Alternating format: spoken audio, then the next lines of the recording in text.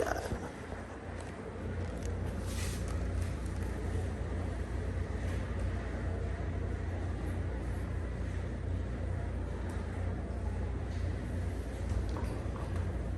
Good morning, ma'am. I'm Brennan Cristolo, a second-year college student taking Bachelor of Secondary Education, major in Social Studies. So, my report is Where We Live, How We Live, Exploring the Impact of Geography and Culture. So, bago tayo mag-start, alamin muna natin yung learning objectives natin. So, by the end of this activity, learners will be able to analyze how geographical and cultural diversities shape lifestyles, beliefs, social systems, and opportunities across different regions of the world.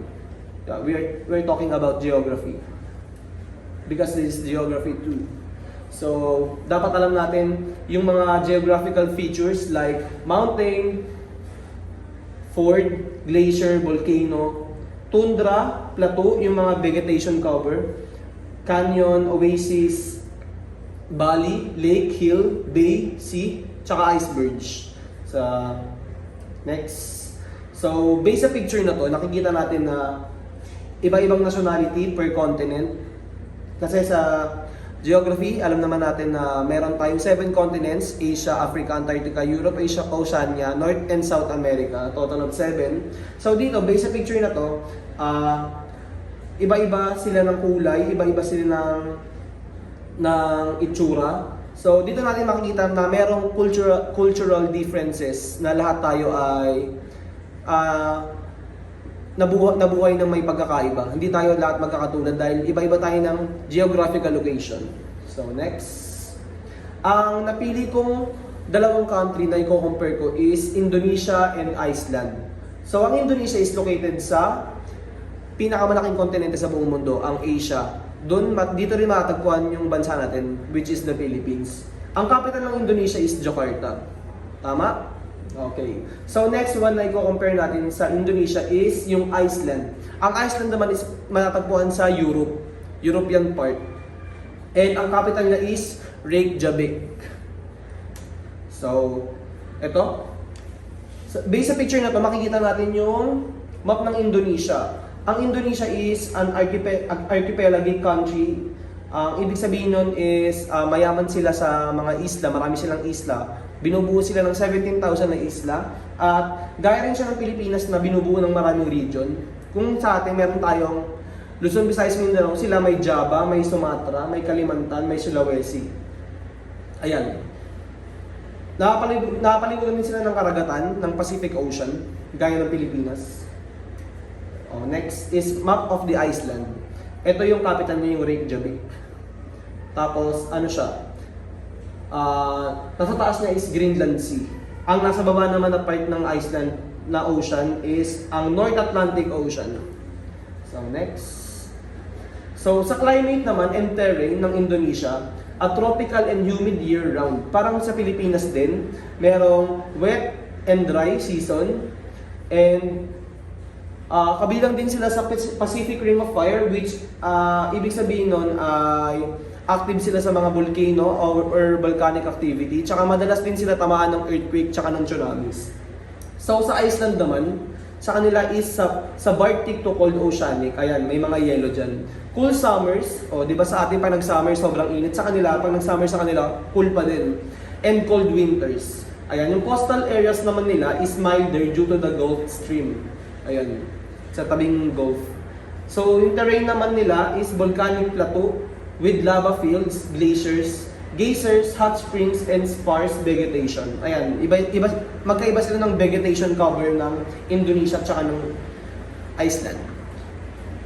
So, sa natural resources naman nila o sa mga natatanging yaman, sa Indonesia naman ay mayaman sila sa oil, sa natural gas, sa copper, sa gold, sa coal, at saka sa timber. Ayan, yung mga puno na pinagpuputol. Kasi dyan sila kumukuha ng rubber, and major producer din sila ng palm oil. Kasi marami silang mga palm trees. Tsaka isa na rin sila sa nagpo-produce ng coffee all over the world. Ayan, sa Iceland naman, limited lang yung mineral resources nila, pero abundant doon yung mga renewable energy. Kasi meron silang dalawang power. Yung geothermal power tsaka yung hydroelectric power. Also, mayaman din sila sa fisheries kasi malinis yung mga katubigan nila. Ayan. Freshwater is their natural assets. So next one is the location. Ayan. Kanina yung map yung pinakita ko sa inyo ngayon. Ito, yung Indonesia, a vast archipelago in Southeast Asia. Kabilang din tayo doon. Southeast Asian countries is made up over 17,000 islands. Ayan, including Java, Sumatra, and Borneo. Pero ang alam ko ang Borneo is located na siya sa Malaysia kasi dati pinagagawa ng Pilipinas yan eh.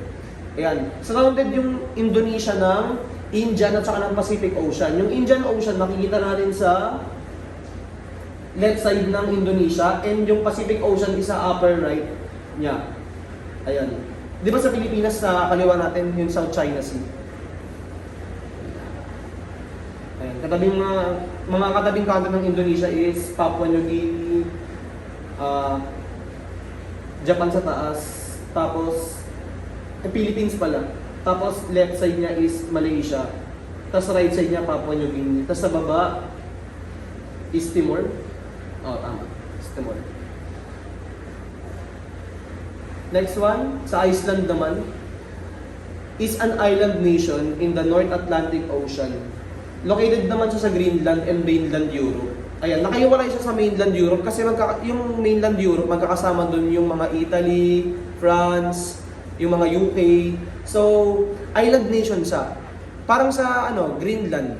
Ano yun eh, sabi, di ba ma'am sabi niyo po, na ang Greenland is matuturing nating one of the biggest island. Ayan, also coastal but also isolated with no neighboring countries. Ayan, wala siyang mga border. Di tulad ng USA, may border siya sa Mexico, tas mayroon din siyang daanan sa Canada. Yung Iceland naman, naka-separate siya sa mga neighboring countries niya. Wala siyang katabi. So next one is the cultural characteristics. So yung mga Indonesians is multicultural nation gaya ng mga Pinoy with over 700 local languages. Though Bahasa Indonesia is the official and unifying language, the country is predominantly Muslim, especially Sunni Islam, but it also has significant Christian, Hindu, and Buddhist communities. Ayan. Alam naman natin na sineselebrate nila yung Ramadan or Eid al-Fitr. Yan, second part. So, nasa Indonesian cultural characteristic pa rin tayo. So, alam naman natin na tayo mga Pinoy is maalaga tayo sa ating mga pamilya. So, gaya din ng mga Indonesians, family is central to Indonesian life. Tsaka yung respect nila, strong respect for elders, yun sa mga nakakatanda. So, next is the cultural characteristics of the Iceland. So, their official language is called Icelandic, a language preserved closely from Old Norse. Ayun, yung mga Norse mythology, alam naman natin, yung mga Vikings. Yan. Majority sa kanila is nakabilong sa Evangelical Lutheran Church, though the society is largely secular and open-minded. Yan. Yung clothing naman nila is traditional, mostly worn during national celebrations with the Icelandic lopapeysa, o ito, gawa to sa wool sweater, being a cultural symbol. So, sa Icelandic cuisine naman nila, yung sa pagkain, features local ingredients like lamb, fish, yogurt, and unique dishes like fermented shark, pating, so it was called hakar. Hakar. Yeah. Festival sa kanila is such as Porablot, double R, Porablot, or yung Midwinter Feast, and National Day on June 17 celebrate Icelandic heritage. Ayun, doon nila sinaselebrate yung cultural heritage ng pagiging Icelandic nila. Yan. Families tend to be small and independent. Yun, yung similarities nila sa mga Asian tsaka sa West, sa mga European is tayong mga Asian is hindi tayo independent, parang sumusuporta pa rin tayo o nanghihingi pa tayo ng suporta sa pamilya natin. Pero sa kanila, lumaki sila na kaya nila yung sarili nila. Kasi yun ang nakaugalian nila. So next is their lifestyle and livelihoods. So yung bahay sa Indonesia, yan, balik tayo sa housing ng Indonesians. So sa rural areas, meron silang mga wooden homes. Just like here in the Philippines na kung saan sa probinsya bahay nila is mga barong-barong or bahay kubo. Tapos sa mga urban areas naman, concrete na bato na yung bahay or naka-apartment. As yung transportation naman includes motorbikes, buses, trains, and ferries. Though traffic congestion is a major issue, in big cities like Jakarta, their capital. So parang Manila din, traffic congested. So their key industries include agriculture, mining, tourism, manufacturing, and palm oil production. So many people work as farmers, factory workers, fishermen, teachers, or in government and business sectors. So education is widely accessible sa kanila with 9 years of compulsory education.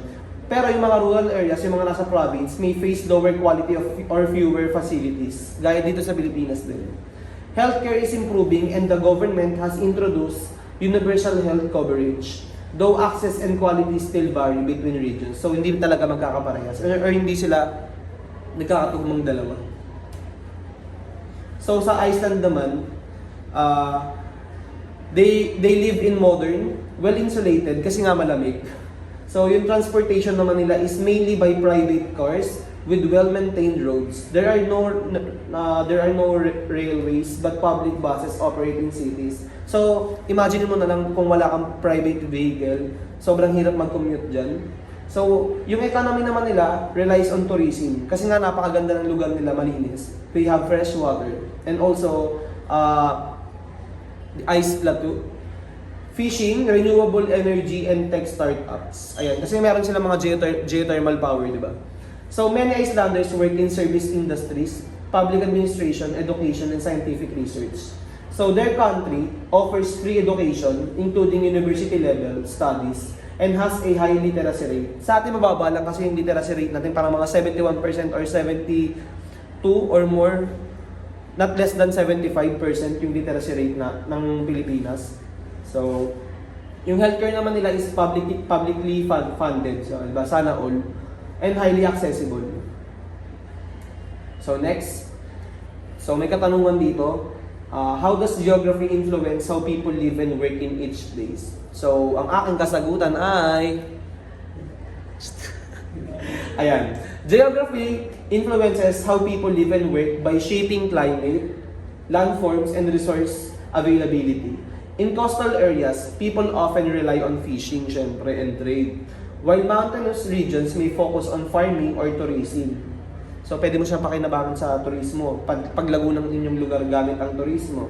Access to water, fertile land, or minerals affects settlement patterns and economic activities. And daily life, housing styles, and transportation also adapt to geographic conditions. So, talaga naman nakaka-apekto ang geographical location tsaka kung paano gumalaw yung tao sa isang lugar. Depende sa geographical features nito. So next, how do cultural practices reflect the environment or history of the region? So, of course, it mirrors the environment and historical experiences of a region. For example, desert communities were loose, light clothing suited to heat. Siyempre, alam nga naman magmakapal ka kung nakatira ka sa mainit na lugar. So, sa malamig naman na region, they develop layered attire, yung mga makakapal, and hearty cuisines. Yung traditions like harvest festival or architectural styles reflect local climate and available materials. So, sa mga historical events, such as colonization or migration, also shape language, religion, and customs. So, sa history naman ng region, halimbawa na sa Pilipinas, syempre, dati tayo, hindi pa tayo sinasakot ng mga Spanish, iba yung lengguwahe natin, gumagamit tayo ng alibata or baybayin, tsaka sumasamba tayo sa mga anito or sa mga Diyos-Diyosan. Tama? Tama. So next, what are the advantages and challenges people face due to these differences? So, differences in geography and culture offer advantage like unique traditions, specialized skills, and diverse economy. Siyempre, di tayo pwedeng nasa kuweba lang tayo nakatago, kailangan natin lumabas ng box. So, dito natin makita yung kung anong kaya natin ibigay. Magkakaroon tayo ng mga unique traditions, tsaka yung mga specialized skills na di natin alam na kaya pala natin gawin. Dahil lang sa pagkakaroon ng diverse communities, doon natin malalaman na kaya pala natin. So, they enrich societies with varied perspectives and foster innovation through adaptation. So, kailangan natin mag-adapt sa mga panahon na kung saan tayo nabibilang. Gaya na lamang sa pag-adapt natin sa technology. Ayun, may halimbawa ko sa geography. So, however, challenges include unequal access to resources. Siyempre, hindi pantay-pantay yung pagkakabigay ng mga natural resources. Communication barriers. Siyempre, meron tayong iba't ibang lengguwahe, magkakaroon talaga ng hadlang or ng barrier. Kasi hindi tayo magkakaintindihan. At saka hindi naman lahat ng bansa marunong magsalita ng English, which is the universal language. Nahihirapan din yung ibang bansa like China. Kasi, nung pumunta kami ng ate ko, di ba nag-Beijing kami, ma'am, nakwento ko sa'yo, ma'am. Sobrang hirap ng mode of communication kasi kahit bibili ka lang, di sila marunong mag-English. And vulnerability or yung madaling matukso to natural disasters. These differences can also lead to social or political tensions if not understood or respected. So next, in what ways do geography and culture affect identity, unity, and diversity? So, geography and culture shape identity by connecting people to their land, traditions, and shared history. They foster unity within communities through common practices, beliefs, and experiences. At the same time, they promote diversity by creating distinct ways of life across regions. So this balance can strengthen social richness but may also require effort to bridge cultural differences. So ito yung aking personal reflection. So, how do my own geographical location and culture shape who I am today? Hindi ko to chinat GPT. So, based to sa aking personal experiences. So, ang aking kasagutan dito is, growing up in Makati, a bustling urban center, has shaped me to be adaptable, fast-paced, and exposed to a mix of local and global cultures. Kasi alam naman natin na isa sa fastest growing city or nagpapatakbo na or nagpapatas ng GDP is na lugar is yung Makati. So the city's geography with its high-rise buildings, but busy streets and commercial hubs taught me how to navigate complexity and value time and efficiency. I've learned also to appreciate technology, public transportation like the MRT, LRTs, and the convenience of living near schools, malls, and offices. Kasi doon sa bahay namin dati, lalabas ka lang, may McDo na, may Shopways na, way back 2009 pa yun. Yun. Andun na lahat, pati mga glorieta, tsaka accessible kami sa transportation. So, my culture influenced by city life emphasizes modern values and social awareness and openness to new ideas. So, at the same time, I witnessed also challenges like traffic congestion, traffic doon, pollution, and limited green spaces, which make me more aware of urban issues and the need for sustainable solutions. So as a social studies student or major, I see how Makati's geography and culture shape not only my identity but also the diverse experiences of people around me. So thank you for listening, ma'am and classmates. I hope you've learned something from my report. So once again, I'm Brandon Crisolo and have a great day. Bye-bye. Bang, bang.